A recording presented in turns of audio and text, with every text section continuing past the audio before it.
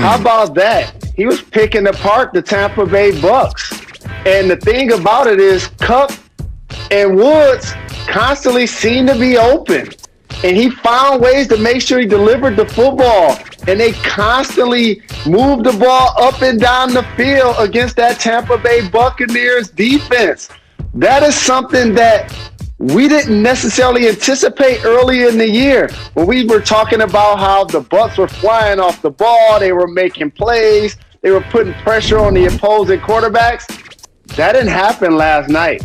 And I know it's the holiday season, and you're going to see a lot of people like you choosing to go to Jared, thinking they're going to get a discount. But I just want to tell you, every person that sells insurance, sells cars, and sells jewelry makes you think they're getting a discount. You're not.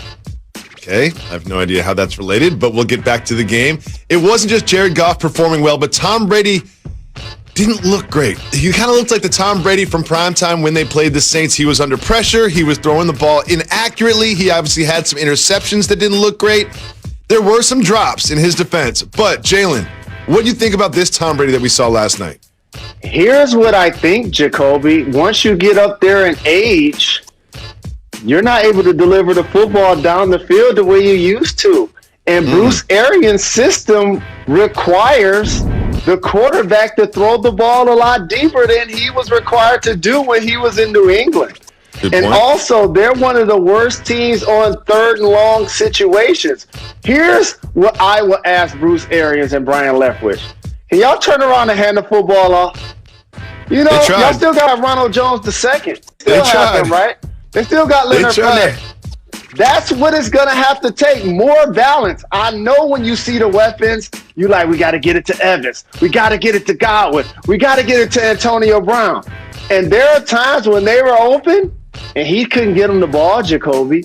He couldn't get them the ball. So I want to make sure that I'm giving credit to the Rams and their D, but I can't ignore the fact that when Tom Brady's throwing the ball down the field over 20 yards, he's been the worst person as a starting quarterback in the NFL to do so. Interesting. Well, Jalen, do you remember the Sunday night game when Patrick Mahomes got the ball with under 2 minutes left and just took his team down the field? It felt inevitable. You knew it was going to happen. I had nothing but the confidence that he was going to do that.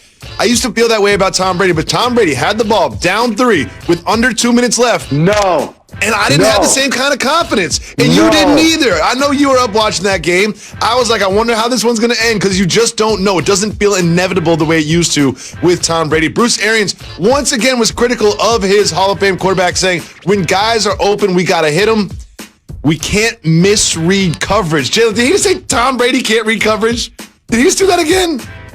Well, here's what happens, Jacoby. All of the success that he had in his GOAT career, none of it was in Tampa Bay. So when you get a chance to play with a new cast of characters, it becomes, what have you done for me lately? And trust me, we talked about that on this program. You see the kind of numbers that Keenan Allen is putting up with Justin Herbert as his quarterback? Well, that's what Godwin and Evans thought they were going to be doing. You know that, right? You know that that's what they thought. And plus, they felt that they were going to be playing on a contending team. Not throwing a lollipop to end the game to the defense, an uncontested interception. The Tampa Bay Buccaneers are a good football team, except when they're going against a contending football team. That's when they've struggled. Well, we'll keep an eye on that story. There is another player playing with a new cast of characters, as you put it, and that is Montrezl Harrell, who has officially signed with the Lakers. When asked about whether or not the Clippers wanted him back, he said, apparently not if I'm on the other side, so it is what it is, really. Jalen, what do you think about him just coming out and saying that the Clippers didn't really want him back? I'm going to keep it 1,000. He ruined some of his value by playing poorly in the playoffs. You're going to see a lot of people getting big deals this offseason.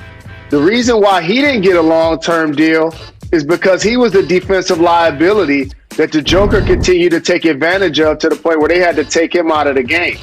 Of course, if the Clippers would have stepped up and signed him to a big deal, or Charlotte would have gave him a big deal, or any team in the league would have gave him a big deal, guess what? He would have signed with that team. He signed with the Lakers because they were offering a 2-year deal, an opportunity to win a championship, and he hopes to replay his value as somebody that won 6th Man of the Year. with the Lakers adding Trez, and they had Schroeder, and they had Matthews, Gasol. It really feels like they upgraded, they got better. And you remember last year before the season, we were talking about the Lakers and the Clippers being neck and neck. But when you look at what the Clippers did, it doesn't feel like they're keeping pace. Take a look at what they did, Jalen. Well, it's not just the Clippers, it's the rest of the league, Jacoby. And you got to look at it from a standpoint almost like a real estate transaction. The Los Angeles Lakers are a storied brand and a franchise that over the history of their team, if you look at some of the all-time great players like Wilt Chamberlain, Kareem Abdul-Jabbar, Shaquille O'Neal, LeBron James, Anthony Davis, none of those guys were drafted by the Lakers. They went to Los Angeles because, number one, it's a terrific franchise, but also because they wanted to be in LA.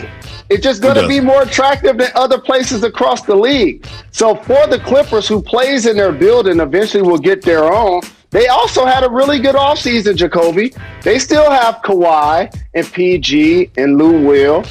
Okay? They did a terrific job of adding Ty Lue as their head coach, re-signing Morris. The Clippers are the second best team in the Western Conference.